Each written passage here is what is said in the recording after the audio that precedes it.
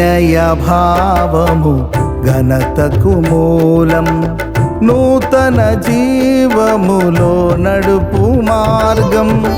వినయ భావము ఘనతకు మూలం, నూతన జీవములో నడుపు మార్గం.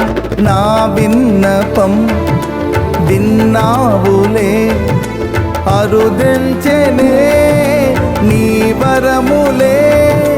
నా విన్నపం విన్నావులే, అరుదెంచెనే నీ వరములే. ఏమని వర్ణింతు నీ కృపలను, కీర్తించి నిన్నే గణపరతునయ్యా మనసా